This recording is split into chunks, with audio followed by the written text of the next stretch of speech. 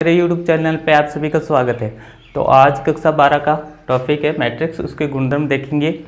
तो पहला गुणधर्म है मैट्रिक्स परिवर्त मैट्रिक्स। परिवर्त मैट्रिक्स क्या होती है कि किसी मैट्रिक्स के स्तंभों को किस में बदलना है, पंक्तियों को स्तंभों में बदलना है और स्तंभों को पंक्तियों में बदल लेंगे। जो नई मैट्रिक्स प्राप्त होगी, ठीक है, जो नई मैट्रिक्स प्राप्त होगी उसको क्या बोलेंगे हम, परिवर्त मैट्रिक्स, ठीक है। और उस मैट्रिक्स को परिवर्त मैट्रिक्स किससे दर्शाएंगे, एडैश या एटी से दर्शाएंगे, ठीक है। तो ये थी परिवर्त मैट्रिक्स की परिभाषा। अब इसका उदाहरण देख लेते हैं। उदाहरण जैसे कोई ए मैट्रिक्स है जिसमें दो पंक्तियां और दो स्तंभ है, ठीक है, ए। अब इसको हम बदलेंगे, परिवर्त मैट्रिक्स में बदलेंगे तो उसका चिन्ह क्या आ जाएगा, एटी। अब ये पहली पंक्ति है तो इसको पहला स्तंभ में बदलना है, तो ये पंक्ति इसको हम ऐसे लिखेंगे तो स्तंभ बन जाएगा, ठीक है। तो ये हो गया पहला स्तंभ, पहली पंक्ति पहले स्तंभ में बदल गई और ये दूसरी पंक्ति है वो दूसरे स्तंभ में बदल गई। तो जो इस मैट्रिक्स परिवर्त मैट्रिक्स ये आ जाएगी। अब इसका क्रम क्या है, कोटि क्या है, 2 × 2। तो इसकी भी कितनी हो जाएगी, 2 × 2, क्योंकि ये भी बदलेंगे साथ साथ। इसको लिखते हैं m × n, तो ये क्या हो जाएगी, n × m हो जाएगी। जैसे कोई दूसरा उदाहरण ले लेते हैं। b है कोई मैट्रिक्स, 2 4 6 -1 0 और 4, ठीक है। इसकी हम परिवर्त मैट्रिक्स निकालेंगे b t। तो इसमें पंक्तियाँ कितनी है, 2। तो पहली पंक्ति में 3 अवयव है तो कितने पंक्ति बनेगी, 3 पंक्ति बनेगी इसमें, ठीक है। पहली पंक्ति, दूसरी पंक्ति, तीसरी पंक्ति, ठीक है। इसमें पहली पंक्ति में कितने अवयव है, 3 है। तो वापस जो नई मैट्रिक्स बनेगी उसमें कितनी पंक्ति बन जाएगी, 3, ठीक है। अब ये दूसरी पंक्ति है, इसको स्तंभ बनाएंगे दूसरा तो ऐसा हो जाएगा, ठीक है। इस पंक्ति को हमने स्तंभ में बदल लिया और इसको भी स्तंभ में बदल लिया, ठीक है। अब देखो इसका क्रम क्या था, 2 पंक्तियाँ और 3 स्तंभ। तो इसमें कितनी हो जाएगी, 3 पंक्तियाँ और 2 स्तंभ, ठीक है। देखो m × n, यहाँ हो गया n × m। तो ये थी आपकी परिवर्त मैट्रिक्स, ठीक है। और ये आपका मैट्रिक्स का प्रथम गुणधर्म भी है।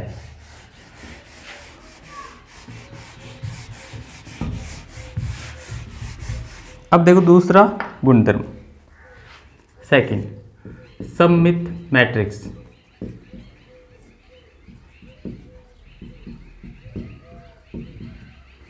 ठीक है। अब वो गुणधर्म सारी मैट्रिक्स में कितने भी क्रम की हो, कोटि की हो, तो उसमें सब में लगता है वो गुणधर्म। अब ये सममित मैट्रिक्स केवल वर्ग मैट्रिक्स में ही लगती है। तो परिभाषा क्या बन जाएगी, वह वर्ग मैट्रिक्स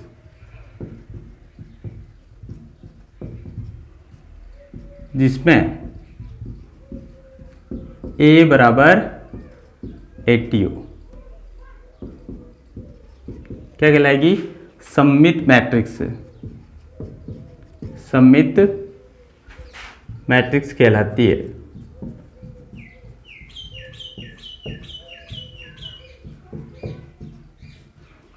ठीक है, वह मैट्रिक्स जिसमें A बराबर 80 हो, मतलब कोई मैट्रिक्स ए है उसका हम ट्रांसपोज करेंगे, परिवर्त करेंगे तो वो भी सेम हो जाए, तो वो कौन से मैट्रिक्स कहलाएगी, सममित मैट्रिक्स। जैसे उदाहरण ले लेते हैं, कोई ए मैट्रिक्स है, 2 -3 -3 5, ठीक है। अब इसके हम ट्रांसपोज परिवर्त मैट्रिक्स निकालते हैं।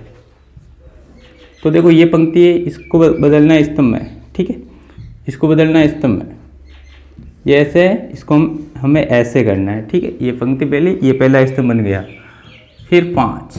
अब देखो दोनों अगर बराबर है तो क्या कहलाएगी, सममित मैट्रिक्स। देखो अभी देखो 2 2 -3 -3 -3 -3 5 5, तो ये मैट्रिक्स क्या कहलाएगी, इस मैट्रिक्स को हम क्या कहेंगे, सममित मैट्रिक्स। सममित मैट्रिक्स कहलाएगी। अब आगे देखो, अगला गुणधर्म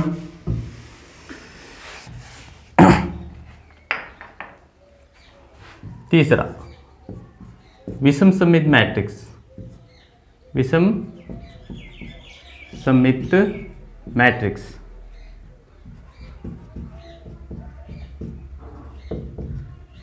अब ये क्या होती है, इसके बारे में देखेंगे। तो वो ये भी वर्ग मैट्रिक्स पे लगती है। वह वर्ग मैट्रिक्स, वह वर्ग मैट्रिक्स जिसमें a बराबर -80 हो, मतलब कोई ए मैट्रिक्स है, उसका हम परिवर्त मैट्रिक्स निकालेंगे, 80 निकालेंगे, लेकिन उसमें एक चिन्ह आ रहा है सामने माइनस, ठीक है, तो वो क्या कहलाएगी, विषम सममित मैट्रिक्स। तो इसे विषम सममित मैट्रिक्स कहते हैं, विषम सममित मैट्रिक्स।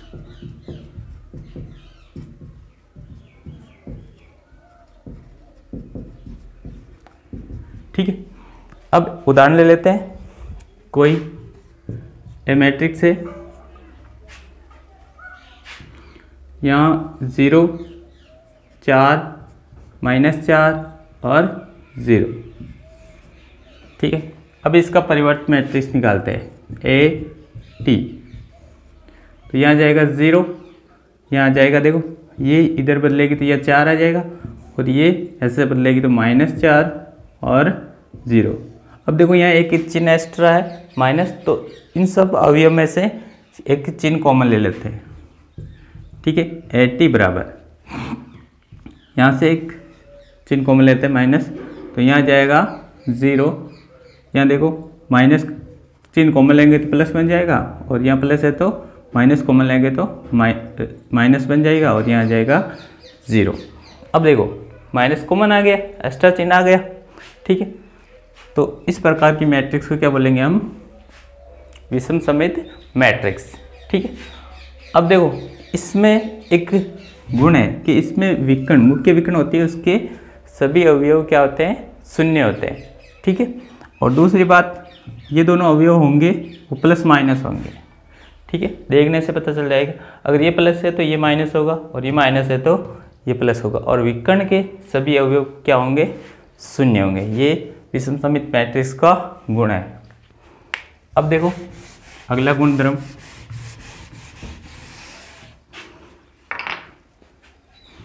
चौथा गुणधर्म, a + b t बराबर होता है AT + BT, ठीक है।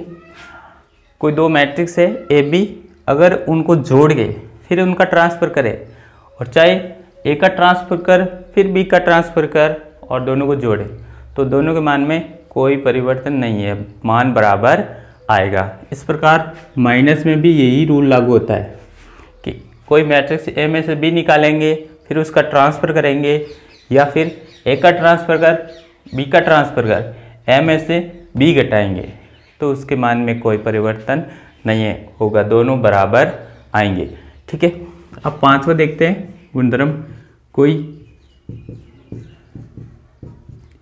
राशि है, मान लो 1 2 3 4 या ए बी सी डी जो भी है, ठीक है। अगर गुणा है कोई मैट्रिक्स ए से और हमें इसका ट्रांसफर निकालना है, तो ये जो ए है, के वो बाहर आ जाएगा, ठीक है।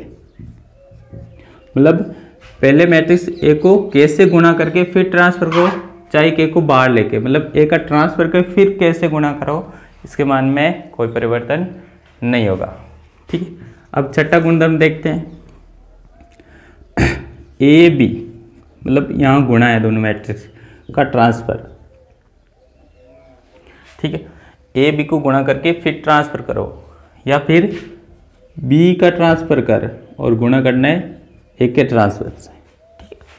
मतलब बी आगे आ जाएगा और ए पीछे चल जाएगा, तो ये होता है मैट्रिक्स का छठा गुणधर्म। अब जो आगे के गुणधर्म है वो किस पे लगेंगे, वर्ग मैट्रिक्स पे, ये किसी पे भी लग सकते हैं। वर्ग मैट्रिक्स। ठीक है, अब इसका पहला या बोल सकते हैं मैट्रिक्स का 7वां गुणधर्म A प्लस AT, ये क्या कहलाती है? सममित मैट्रिक्स। सममित मैट्रिक्स।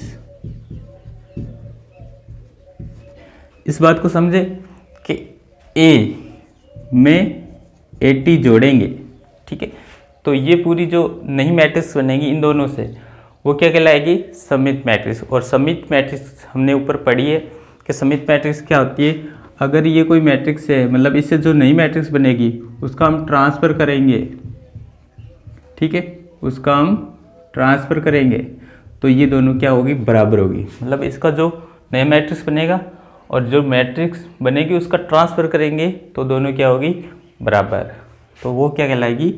सममित मैट्रिक्स। अब इसका 8वां गुणधर्म A माइनस AT, ये क्या कहलाएगी? विषम सममित मैट्रिक्स। विषम सममित मैट्रिक्स, ठीक है, मतलब A माइनस AT करेंगे फिर A माइनस AT का ट्रांसफर, ठीक है, तो वो दोनों क्या होंगे? विषम सममित मैट्रिक्स कहलाएगी। अब 9वां गुणधर्म कि A AT या फिर AT A, ये भी क्या कहलाएगी? सममित मैट्रिक्स। ये क्या कहलाएगी? सममित मैट्रिक्स। समझ में आया कि हम A AT को क्या करेंगे? गुणा, फिर AT और A को गुणा करेंगे, जो नई मैट्रिक्स बनेगी उसका हम ट्रांसपोज करेंगे तो क्या कहलाएगी? सममित मैट्रिक्स। अब देखते हैं इसका अगला गुणधर्म 10वां।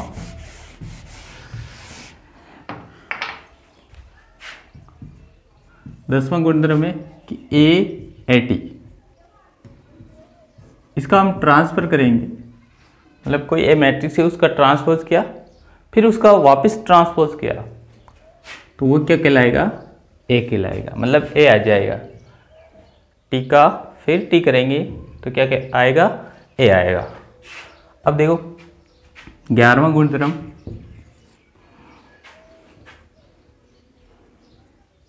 एक मैट्रिक्स को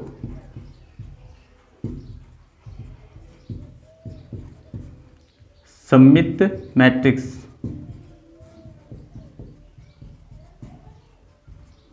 व विषम सममित मैट्रिक्स, विषम सममित मैट्रिक्स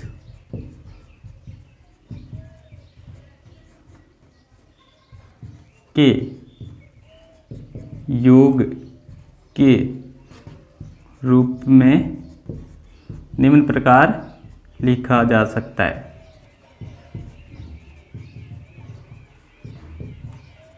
ये बात समझ में आई कि कोई मैट्रिक्स है, मान लो ए है, उसको सममित और विषम सममित दोनों के योग के रूप में कैसे लिखते हैं?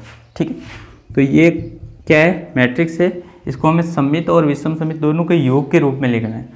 तो वो क्या कैसे लिखेंगे?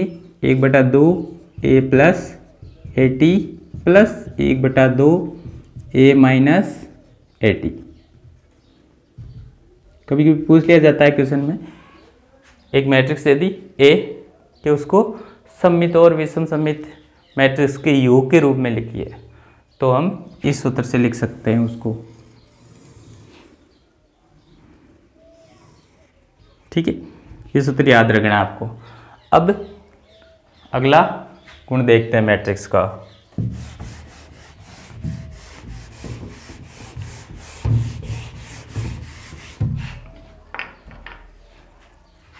बारहवां गुणधर्म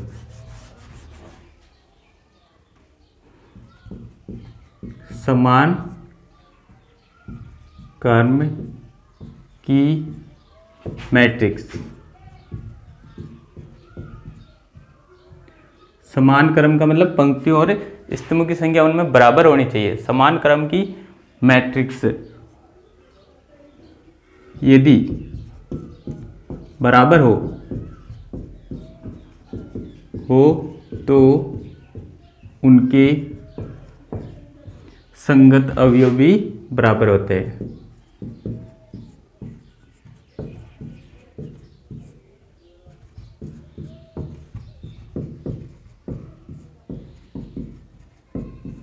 ये बात समझ में आई कि समान क्रम की कोई दो मैट्रिक्स दो बराबर हो तो उसके संगत अवयव भी क्या होते हैं, बराबर होते हैं। जैसे ए कोई मैट्रिक्स है 2 3 2 4 -3 -1 और 0, ठीक है। अब इसका क्रम क्या है, कितनी पंक्तियाँ, 1 2 2 पंक्तियाँ और इसमें कितने 1 2 3 है, तो इसका क्रम क्या हो जाएगा 2 3। अब कोई बी मैट्रिक्स है, इसका कोई अवयव है A11 A12 A13, ठीक है, A21 A22 A23, ठीक है। अब हमें क्वेश्चन में दे रखा है कि मैट्रिक्स ए और मैट्रिक्स बी क्या है, बराबर है। इसका क्रम क्या है 2 × 3, 2 पंक्तियाँ हैं और 3 स्तंभ है, तो देखो क्रम बराबर है और दोनों मैट्रिक्स बराबर दी हुई है क्वेश्चन में, तो इसका संगत अवयव क्या होंगे, बराबर होंगे। मतलब ये और ये अवयव क्या होंगे, बराबर, ये और ये बराबर होंगे और ये और ये भी क्या होंगे, बराबर होंगे, ठीक है। इसी प्रकार ये और ये बराबर होंगे, ठीक है। तो A11 का मान कितना आ जाएगा 3, देखो A12 का मान कितना आ जाएगा 2, A13 का मान कितना आ जाएगा 4, और नीचे वाले अवयव का भी इस तरह मान आप याद कर सकते हो। तो ये थे मैट्रिक्स के गुणधर्म। अगर मेरा वीडियो अच्छा लगे तो एक लाइक